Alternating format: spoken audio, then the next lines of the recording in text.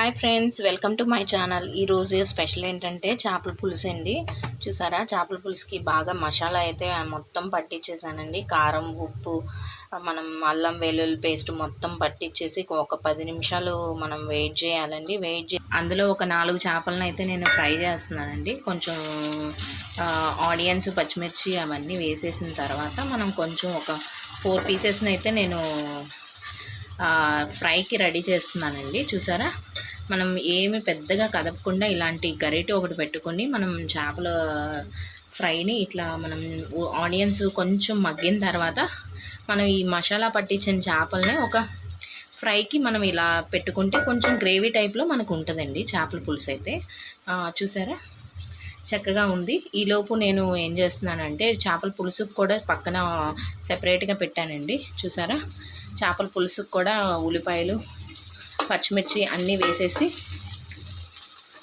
ఇలా వేగిన తర్వాత ఈ మసాలాలని మనం వేసేసుకోవాలండి. చూడండి, చూసారా, ఉల్లిపాయలు మనకి కొంచెం లైట్ బ్రౌన్ కలర్ వచ్చేంత వరకు వెయిట్ చేసిన తర్వాత ఈ చేపలని మనం మసాలాలు అవన్నీ వేసేసుకోవాలండి. చూడండి, ఇట్లా వేసేసుకుని చక్కగా వేసేసుకున్నాం. ఇలా వేసేసుకున్న తర్వాత మనం చేపల పులుసుని మనం ఇలా మసిగుడ్డతో ఇలా తిప్పాలండి. ఎందుకంటే మనకి చేప చక్కగా విరగకుండా చక్కగా ఉంటుందండి చేప.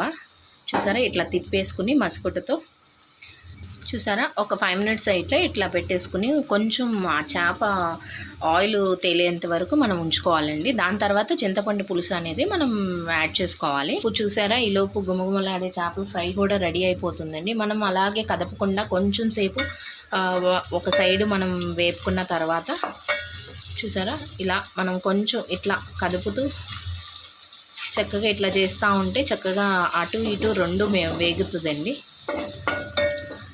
మెల్లింగా వన్ సైడు అయిపోయిన తర్వాత మళ్ళీ మనం ఇట్లా తిప్పుకుంటే ఇటు సైడ్ కూడా చక్కగా ఫ్రై అవుతుందండి. అసలు ఈ చేపల ఫ్రై మనకి ఇలా వేగేటప్పుడైతే చాలా స్మెల్ వస్తుందండి. చాలా మంచి స్మెల్ వస్తుంది. ఆ మసాలా ఫ్లేవర్ అదంతా చక్కగా మగ్గిద్ది కదా, ఆ ఫ్లేవర్ అయితే చక్కగా నీట్గా వస్తుందండి. చూడండి, మీరు కూడా మొత్తం ఇవన్నీ ఈసారి నేను మసాలా ఎలా వేస్తానో అనేది మీకు నేను వేరే వీడియోలో చూపిస్తానండి.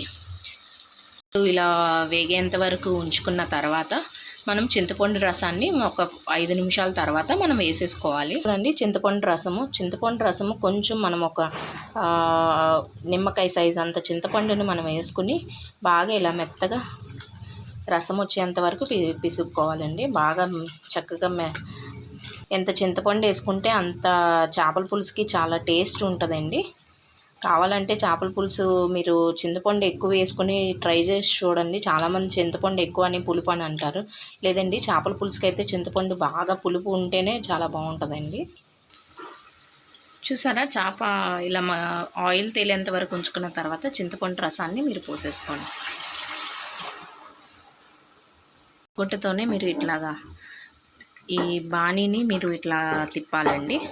తిప్పితే చేప ముక్క విరగకుండా ఉంటుంది చక్కగా.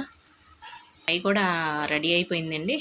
మనం కొంచెం కొత్తిమీర చల్లుకుంటే రెడీ అయిపోతుంది. చూసారా, ఫైనల్గా చేపల ఫ్రైలో కొత్తిమీర ఇలా మనం వేసేసుకుంటే రెడీ అయిపోతుందండి చేపల ఫ్రై. చేపల ఫ్రైలో ఇట్లా వేసుకుంటే చాలా టేస్ట్ అనేది ఉంటుందండి. ఈలోపు పులుసు కూడా చూసారా ఎంత చక్కగా ఉడుకుతుందో. కొంచెం మనం చింతపండు రసం పచ్చి వాసన పోయేంత వరకు చేపల పులుసు ఉంచుకోవాలి. పులుసులో కూడా మనం ఎంత కొత్తిమీర వేసుకుంటే అంత మంచిదండి. చాలా టేస్ట్ అయితే వస్తుందండి. ఫైనల్గా మనకు చేపల పులుసు అయితే రెడీ అయిపోయింది. చూసారా, కొత్తిమీర వేసిన తర్వాత చేప ముక్క చూసారా ఎట్లా చక్కగా ఉడుకుతుందో. మనకి చేపగానే ఉంటుందండి. ఎంత పులుసు కావాలంటే మనం అంత చింతపండు ఎక్కువ వేసుకుంటే చేపల పులుసులో అంత బాగుంటుందండి. ఇట్లా కదపకుండా మీరు చక్కగా మసగుడ్డతో మీరు తిప్పుతూ ఉంటే చేపల పులుసు చాలా టేస్ట్ వస్తుందండి. చింతపండు, కొత్తిమీర, చక్కగా మసాలా అవన్నీ వేసుకున్న తర్వాత చేపల పులుసు మీరు కూడా ట్రై చేసి చూడండి. Thank you for watching my channel, Susmita VK vlogs channel.